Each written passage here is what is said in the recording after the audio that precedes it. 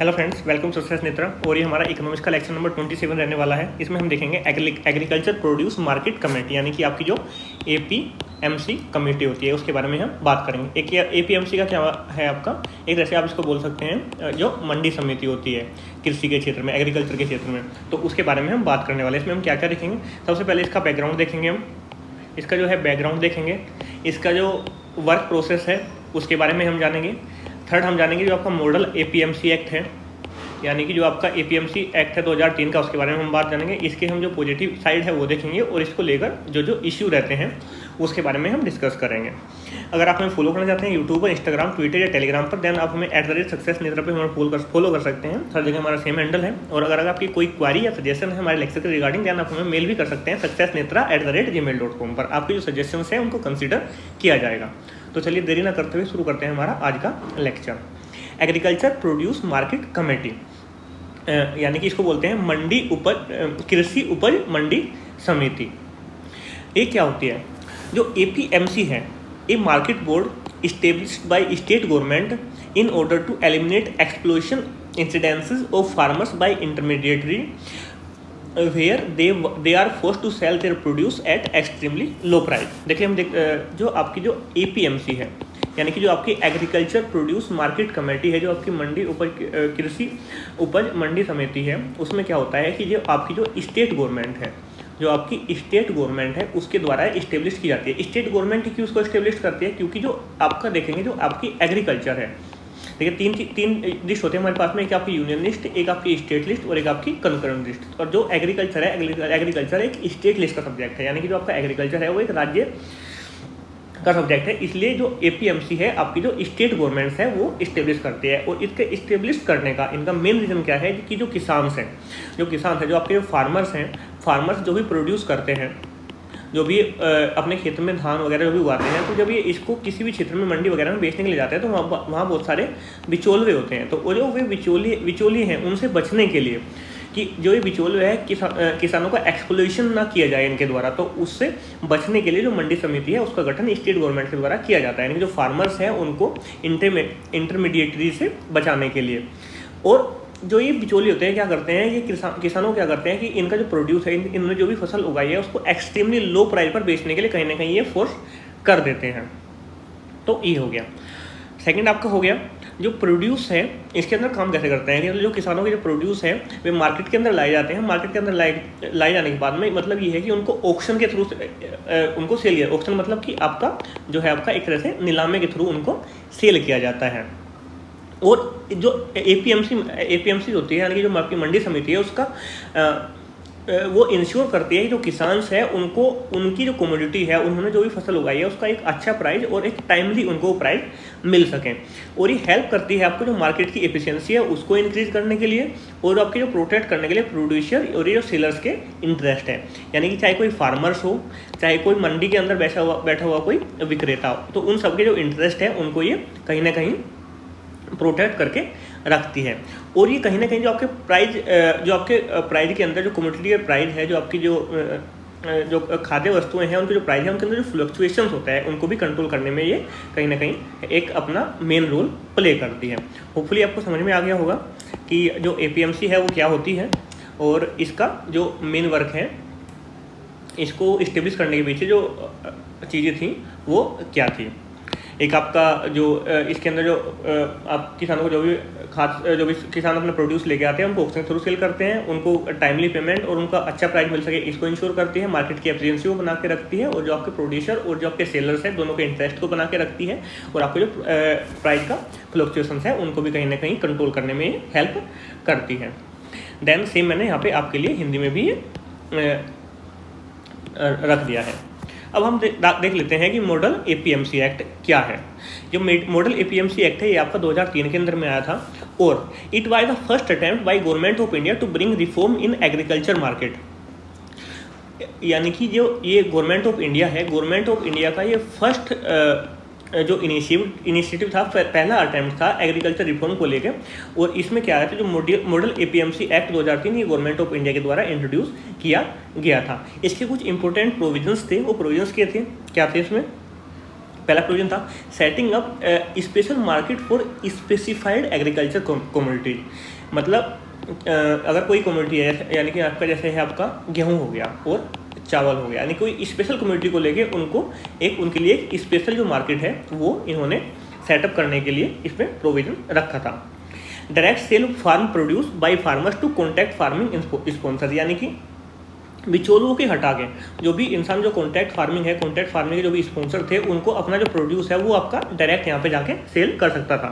इसमें किसी भी बिचौलियों की रिक्वायरमेंट नहीं थी, यानी कि जो ये बायर है और ये आपका जो सेलर है, बायर और सेलर आपस में सीधे सीधे कॉन्टैक्ट कर सकते हैं। जिसको सामान चाहिए, जिसको भी पदार्थ चाहिए, वो खाद्य पदार्थ चाहिए, वो अपना बोली लगाएगा और इनका जो माल है वो डायरेक्ट कॉन्टैक्ट से खरीद लेगा। सेकंड आपका एक contact for buyers and farmers, यानी कि जो आपके बायर है जो फार्मर है उनके बीच में कॉन्टैक्ट में हो जाता था। सेकंड आपका permit private persons farmers consumers to establish new market. देखिए पहले होता क्या था कि जो आपके जहाँ पे भी ऑप्शन होते थे, जहाँ पे नीलामी वगैरह होती थी, तो वहाँ पे कुछ ही लोग थे, मतलब चंद लोग थे जो पूरी मंडी को आपका कंट्रोल करते थे। लेकिन जो ये मॉडल एपीएमसी एक्ट 2003 था, इसके अंदर में जो प्राइवेट पर्सन्स थे, जो फार्मर्स थे और जो कंज्यूमर्स थे, वे भी नई मार्केट इस्टेब्लिश कर सकते थे। तो ऐसा प्रोविजन इसके अंदर में रखा गया था। और एक ही है कि इनको किसानों एक single levy of market fee on sale of notified agriculture commodity, यानी कि आपकी जो भी कोई कमोडिटी है जो भी किसान ने प्रोड्यूस किया है उसमें एक सिंगल फी उनको पे करनी है, चाहे उसको कमीशन बोल दे चाहे आप कुछ भी कर लीजिए, एक सिंगल फी उनको पे करनी है। यानी कि ये नहीं है कि कुछ पैसे आप इसको यहाँ पे करना है, कुछ यहाँ पे करना है, कुछ अभी तो जो बार बार इनको फी जगह पे अपनी फीस देनी पड़ती थी, वो हटा के सिर्फ एक सिंगल मार्केट फी इन्होंने यहाँ पे इंट्रोड्यूस किया था। Creation of market infrastructure from revenue earn by APMC, यानी कि जिस भी मार्केट के अंदर जहाँ पे भी आपकी बोली लगती है, जो मार्केट का इंफ्रास्ट्रक्चर था वो आपको डेवलप करना था। जो आपकी जो एपीएमसीज है, जो आपकी जो मंडी समिति है, जो रेवेन्यू उसको अर्न होता था, उसी से ही आपको मार्केट इंफ्रास्ट्रक्चर वहाँ पे क्रिएट करना था। ऐसा इसमें प्रोविजन रखा गया था। और जो आपका जो लाइसेंसिंग सिस्टम था उसको रजिस्ट्रेशन से रिप्लेस कर दिया था, क्योंकि लाइसेंस लेने के लिए एक तो ये कि जो आपका प्रोसीजर होता है बहुत लंबा होता है, रजिस्टर आपका ईजी हो सकता है। और इससे क्या था कि रिप्लेसिंग लाइसेंसिंग विद रजिस्ट्रेशन, इससे हुआ क्या कि जो आपके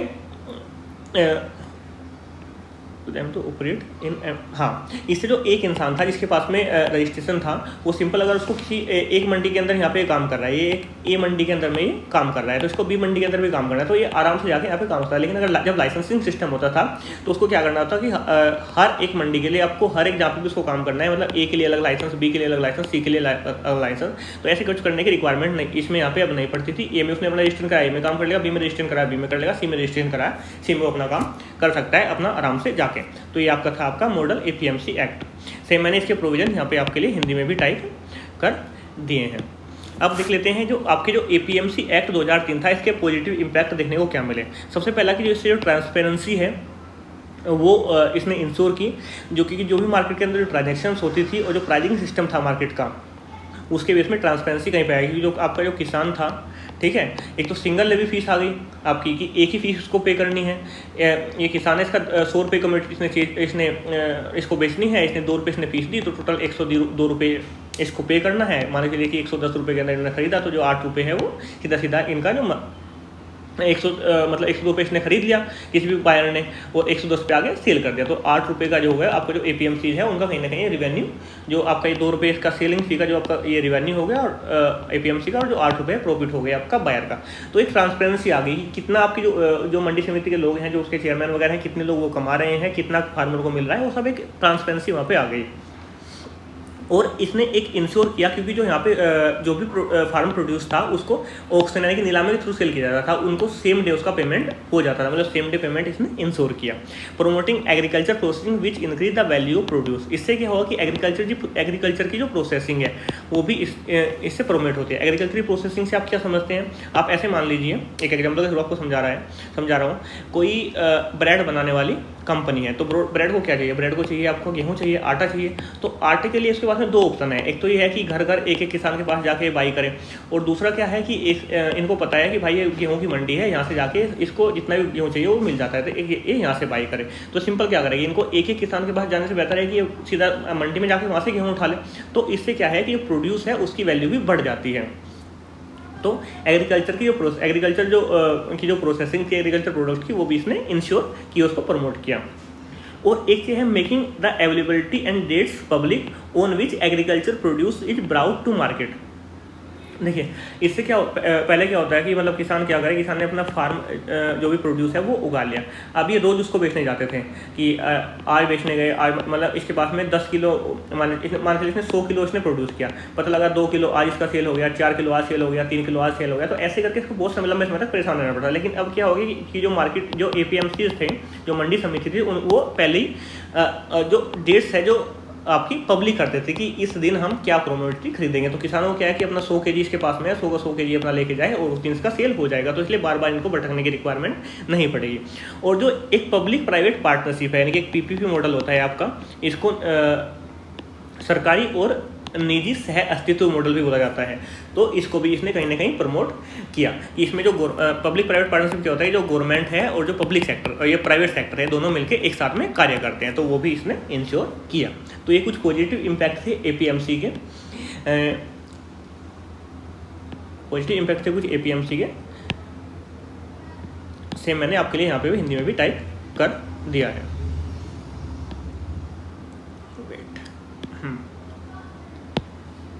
अब जो APMC को लेके जो इशू रहते हैं, वो इशू क्या है?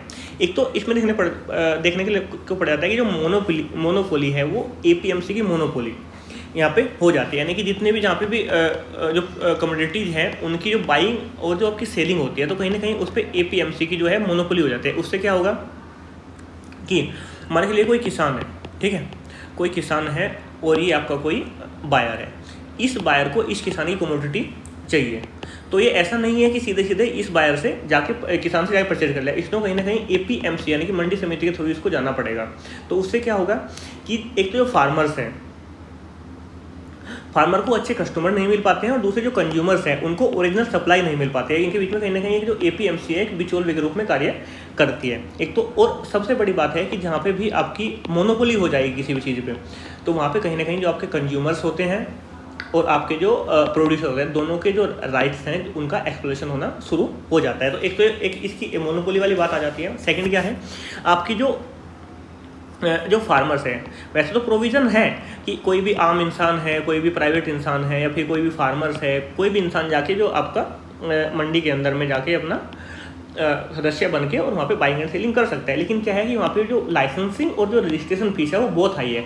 तो कहीं ना कहीं जो आपके लोअर क्लास फार्मर्स है, लोअर क्लास के अंदर जो फार्मर होते हैं, इनकी इनकम इतनी अच्छी नहीं है, फिर आपके जो मिडिल क्लास फार्मर्स हैं, तो उनके लिए एक यहाँ पे एंट्री बैरियर लग जाता है कि वो यहाँ पे जाके अपना जो बिजनेस है वो अच्छे से नहीं कर पाते हैं। सेकंड, आपका जो इसमें high commission tax levies on paid by farmer, कि जो भी मतलब कोई भी किसान है जो भी प्रोड्यूस लेके गया, तो उसको सेल करने के लिए इस पर एक तो हाई कमीशन इनको देना पड़ता है। हाई कमीशन देना पड़ता है कि जो पता है कि इनको APMC के थ्रू ही इसको सेल करना पड़ेगा। और जो APMC है उसकी यहाँ पे मोनोपोली है, तो जितना ही पता है कि भाई मेरा परसेंट तो मैं तो 10% कमीशन लूँगा, तो 10% इनको पे करना पड़ेगा। एंड जो टैक्सेज वगैरह होते हैं वो भी आप सब फार्मर को पे करने पड़ते हैं।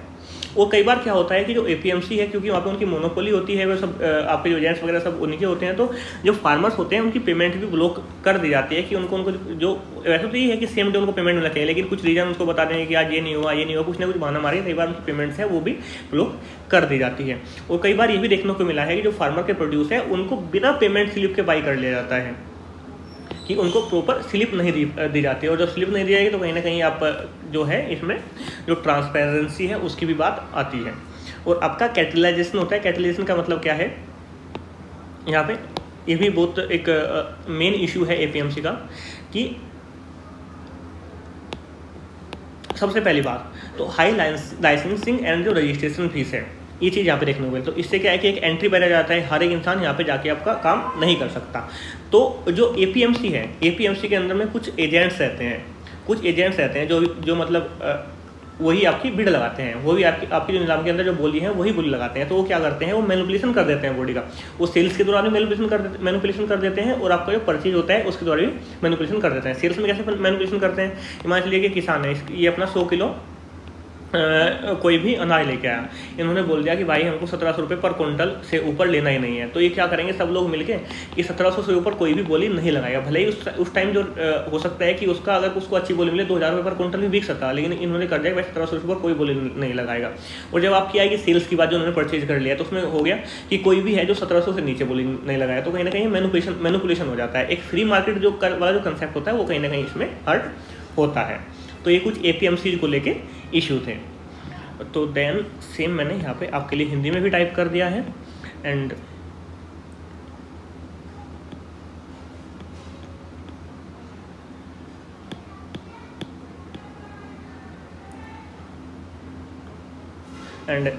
Thanks for watching. अगर आपको वीडियो पसंद आई होगी देन आप उसको शेयर कीजिएगा और सब्सक्राइब करिएगा चैनल को। और अगर आपको इस लेक्चर की PDF चाहिए तो आप हमारे टेलीग्राम चैनल से ज्वाइन कर इसको ले सकते हैं। हमारे टेलीग्राम का जो चैनल है वो @सक्सेसमित्रा के नाम से है, और आपका जिसका जो टेलीग्राम चैनल है उसका लिंक भी आपको डिस्क्रिप्शन बॉक्स में मिल जाएगा। तो आज के लिए इतना ही, मिलते हैं नेक्स्ट वीडियो में बहुत जल्द।